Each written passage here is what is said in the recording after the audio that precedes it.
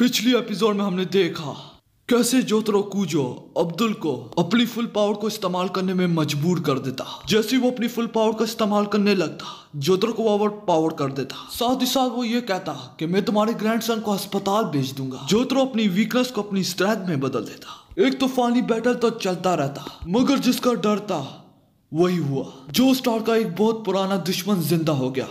अब आगे हमारी एपिसोड की शुरुआत में हमें जो स्टार रेजिडेंस दिखाया जाता है। इसी में जोतरो स्कूल के लिए निकलने लगता है। तभी होली आके जोतरो को गुड बाय किस देती है। ये देखते ही जोतरो कहने लगता है, ओए कुतिया, मेरे से हर वक्त चिपकी ना रहकर। इसी में वो अपने स्कूल के लिए निकल जाता है और वो जाते जाते कहता है, यारे।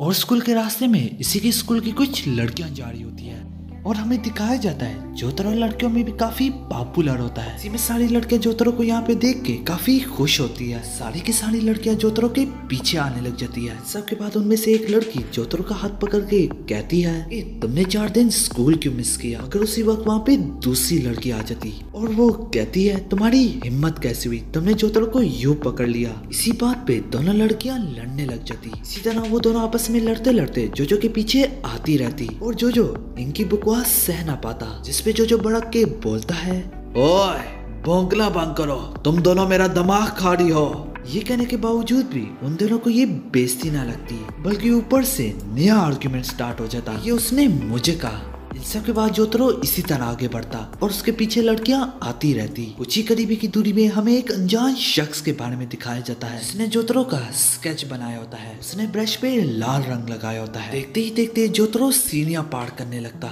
मगर जैसे ही वो अनजान शख्स जिस हिस्से पे वो लाल रंग इस्तेमाल करता है, उसी जगह से जोतरो का खून निकलने लगता है। इन सब के बाद जोतरो का बैलेंस ऑफ हो जाता और जोतरो गिरने लगता है। ये देखते ही सारी लड़कियों के पैरों तले जमीन खिसक जाती।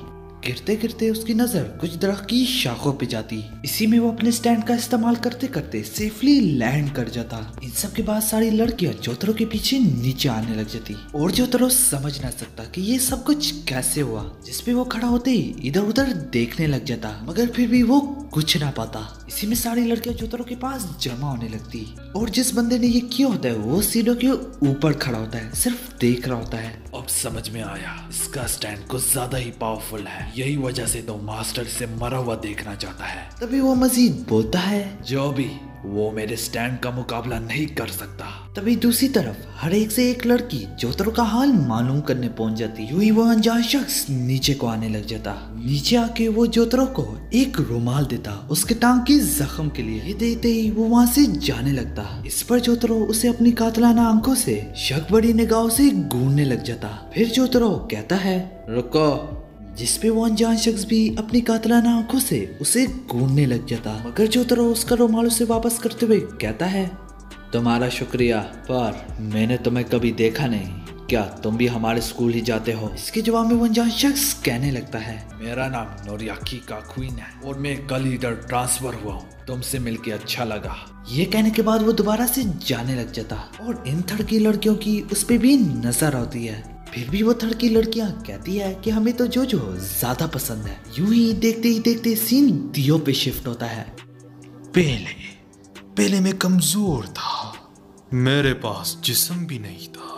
अगर मैंने जोनाथन जोस्टार का जिस्म ना लिया होता और जोनाथन की ताकत के बगैर मैं 100 सालों तक समंदर के नीचे सरवाइव ना कर पाता। मगर ये जिस्म बॉन्ड बना रहा है, जैसे कि एक पेरेंट का चाइल्ड के साथ होता है। मुझे जोजो के क्लैन के साथ जोड़ दिया है।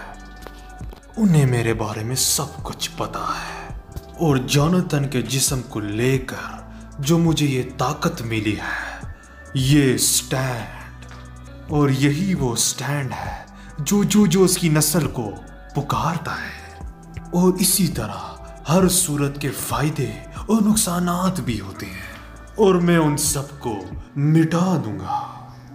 जो स्टार क्लैन को जल्द से जल्द मिटाना होगा। ये कहते ही सीन शिफ्ट हो जाता, जिस पर अब्दुल जोजो से कहता है, अगर दियो की बात की जाए, जैसे कि हम उसकी एग्जिस्टेंस को सेंस कर सकते हैं, इसी तरह वो भी हमें सेंस कर सकता है। तो जोजो कहता है, तुमने ठीक कहा, पर जब तक हमें उसकी पावर्स का नहीं पता हम कुछ नहीं कर सकते। इसी तरह देखते ही देखते दोबारा से सीन शिफ्ट होता है। इसमें जोतरो को एक नर्स पट्टी बांधने लगती है, मगर इसी में वो कहती है क्या तुमने दोबारा से लड़ाई की है, जिसके जवाब में एक अनजान शख्स कहने लगता है नहीं, ऐसी बात नहीं है, जोजो तो आज तक कभी फाइट में जख्मी हुआ ही नहीं। तभी वो नर्स कहने लगती है चलो मैं यकीन कर लेती हूँ कि तुम कहीं से गिर गए। इसी में वो उसका कूल लुकिंग यूनिफॉर्म काटने लगती है, मगर तुरंत से जोजो मना कर देता और वो कहता है इसकी कोई जरूरत नहीं, मैं तुम्हें एक अच्छी सी पैंट का जोड़ा तबाह नहीं करने दे सकता, मैं उतार देता हूँ उसे। इसी में जब तक जोतरो चेंज कर रहा होता है तो वो नर्स कहती है चलो उतने में मैं तुम दोनों का चेकअप कर लेती हूँ, मुझे पता है तुम लोग स्कूल से घर जाने के लिए ड्रामे कर रहे हो। दूसरी तरफ जोजो जैसे ही चेंज करने लगता है तो वही रुमाल जोजो से नीचे गिर जाता है। इस पे वो जैसे उस रुमाल को उठाता है तो उस पे कुछ लिखा होता है। ये देख के जोजो के पैरों तले जमीन खिसक जाती और उस पे ये लिखा होता है कि आज तो मेरे स्टैंड के हाथों मरोगे, नोरियाकी काकुइन। इसी में वो नर्स अजीब सा बर्ताव करने लग जाती और वो नर्स पेन को थर्मामीटर समझ के हिलाती जा रही होती है। ये देख के वो दोनों स्टूडेंट काफी खौफजदा होते हैं। तभी जोतरो देखता है कि कोई चीज इसके साथ जुड़ी हुई है। इसी में वो नर्स उसकी आंख तक फोड़ देती। ये देख के दोनों काफी हैरान होते। फिर इतने में ही वो दोनों स्टूडेंट वहाँ से खिसक जाते। फिर वो नर्स जोजो से कहने लगती है कि ये थर्मामीटर तुम्हें भी पेन लगता है। देखते ही देखते वो इसी पेन से जोजो पे टूट पड़ती है, मगर जोजो उसे रोक लेता है। मगर एकदम से उसमें काफी ताकत आ जाती है जो कि जोतरो एक्सपेक्ट तक नहीं कर रहा था। इसी पे जोतरो कहने लगता है रुको, मैंने इसके पीछे कोई चीज चढ़ती हुई देखी थी। क्या वो काकुइन का स्टैंड है? अगर यही बात है तो क्या उसी ने मेरी टांग काटी थी जिस वक्त मैं सीढ़ियां चढ़ रहा था? में पीछे से आवाज आती है बिल्कुल, तो हमारी मुलाकात दोबारा से हो ही गई और मैं ही डॉक्टर पे अपना स्टैंड इस्तेमाल कर रहा हूँ। ये मेरे कब्जे में है। अगर मेरे स्टैंड पे तुमने हमला किया तो तुम मुझसे भी जख्मी कर दोगे। तो जोतरो कहता है आखिर तुम कौन हो? तो काकुइन कहता है तुम्हें तो मैंने अपने बारे में बताया भी है, और मेरे स्टैंड का नाम हायरोफेंट ग्रीन, और मैं अपने मालिक का काफी वफादार हूँ। देखते ही देखते वो डॉक्टर का इस्तेमाल करते हुए जोतरो पे टूट पड़ता और वो स्टैंड डॉक्टर के मुंह के अंदर होता है। ये देखते ही जोतरो उसे किस कर लेता और अपने स्टैंड का इस्तेमाल करके उसके स्टैंड को बाहर निकाल लेता। इसी पे जोतरो कहने लगता है अब जबकि मैंने इसे बाहर निकाल के देख ही लिया है, ये एक बेकार सी पैरासाइट के अलावा कुछ नहीं है। इसी में उसे मजीद बाहर निकालता। इस पे काकुइन कहने लगता है तुमने इसे बाहर निकाल के बहुत बड़ी गलती कर दी जोजो। मगर जोजो इसके स्टैंड को डैमेज देता है जो कि सीधा उसके सर पे आती है। इसी में जोतरो कहता है मैं अपने स्टैंड की उंगलियों का प्रेशर तुम्हारे सर पे देख सकता हूँ। अगर मैं वाटरमेलन की तरह तुम्हारे स्टैंड का सर तोड़ दिया तो तुम्हारा भी सर इसी तरह टूट जाएगा। इसी में जोतरो उसके स्टैंड पे मजीद प्रेशर अप्लाई करता जिसकी डैमेज सीधा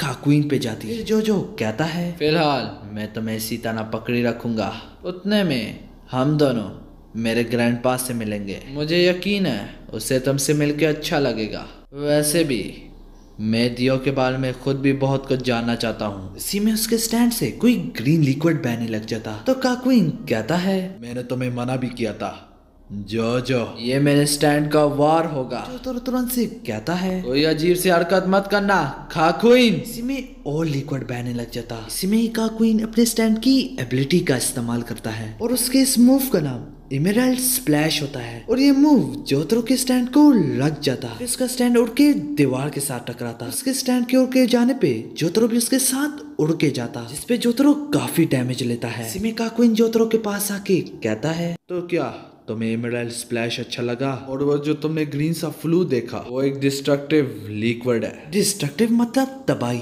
जिसने तुम्हारे स्टैंड के सीने में सुराख कर दिया, जिसका मतलब तुम्हारा अंदर से भी कुछ डैमेज हुआ है। और जहाँ तक बात है उस नर्स की, इसी में उस नर्स का भी खून बह रहा होता है और वो नीचे गिर जाती। ये देख के जोतरो कहता है पर कैसे? मैंने तो तुम्हारा स्टैंड बाहर निकाल लिया था। इसके जवाब में काकुइन कहता है मैंने तुम्हें बताया भी, अगर तुम मेरे स्टैंड पे हमला करोगे तो नुकसान उसी का होगा। मेरे स्टैंड की रेंज भी तुम्हारे स्टैंड से ज्यादा दूर तक है, पर इसे खुले में लड़ना पसंद नहीं। मतलब कि हर मुख्तलिफ स्टैंड की हर मुख्तलिफ रेंज होती है। इसी वजह से ये किसी न किसी चीज में छुपता है और अगर तुम इसे जबरदस्ती बाहर निकालो तो इससे गुस्सा आ जाता है। यहाँ पे बात हो रही है स्टैंड की। इसलिए जब तुमने उसे बाहर निकाला तो उसने उसे जख्मी करते हुए बाहर निकला। जिसपे काकुइन मजीद बोलता है, हमारी वजह से वो नर्स जख्मी हुई है।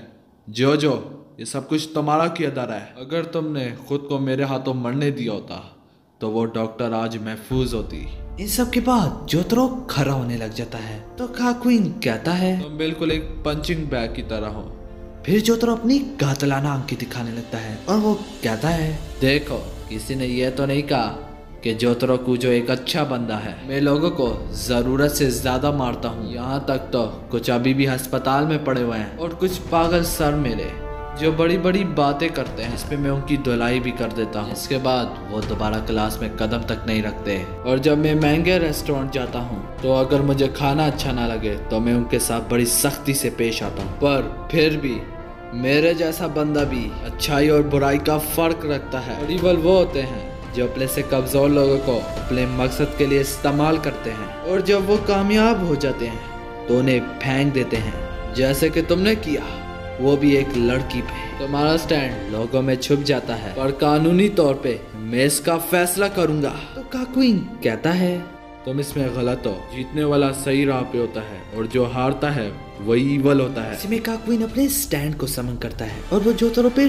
टूट पड़ता है, मगर जोतरो उसके वार को बड़े अच्छे से डॉच करता है और उसे खुद को पकड़ने देता। इसमें वो दोबारा से अपनी वही एबिलिटी इस्तेमाल करने लगता है। वो जैसे ही इमोरल स्प्लैश मारता है, इसी में जोतरो अपने स्टैंड को समन कर लेता है। उसी में जोतरो उसके मूव को ब्लॉक कर लेता। ये देखते ही काकुइन के पैरों तले जमीन खिसक जाती और जोतरो का स्टैंड उसके स्टैंड की गर्दन पकड़ लेता और पकड़ के खूब हिलाता और जैसे कि उसकी गर्दन टूट जाए। इन सब के बाद जोतरो का स्टैंड उसके स्टैंड पे टूट पड़ता, फिर उसे पागलों की तरह मारना शुरू कर देता और आखिर में फिनिशिंग ब्लो मारता। इसके फिनिशिंग ब्लो का बाहर की बिल्डिंग पे भी सारा इम्पैक्ट पड़ता और काकुइन काफी डैमेज लेता है। गिरने से पहले वो कहता है, इसके स्टैंड के पास कुछ ज्यादा ही ताकत है। फिर जो कहने लगता है, पिछली बार मुझे तुम्हारे इमर्ल स्प्लैश के बारे में नहीं मालूम था। ये तो अच्छी बात है कि मेरा स्टैंड मजबूत है, नहीं तो सीने पे काफी डैमेज लेता। पर इन सब के बावजूद दिन ब दिन मेरा स्टैंड और ताकतवर होता जा रहा है और डॉक्टर भी ठीक हो जाएगी। इसी में एक अलार्म बजता है। जोतरो काकुइन को उठा के वहाँ से जाने लग जाता। यूं ही देखते ही देखते सीन शिफ्ट होता है और एकदम से होली को जोतरो की सेंस होती है। और अगर आप लोग सोच रहे हैं ये कैसे हुआ, तो ये स्टार की वजह से हुआ, जिसपे वो समझ रही होती है कि वो स्कूल में मेरे बारे में सोच रहा है, मगर असल में जोतरो यहाँ पे आया है, इसे तो उसे सेंस हुई है। उसकी मॉम कहती है, आखिर ये कौन है और ये तो खून से भरा हुआ है, मत बताओ तुम फिर से। तो जोतरो कहता है, इससे दूर रहो। ये कहने के बाद वो जोसेफ जोस्टार के पास जाने लग जाता और जोतरो की मदर काफी परेशान होती है कि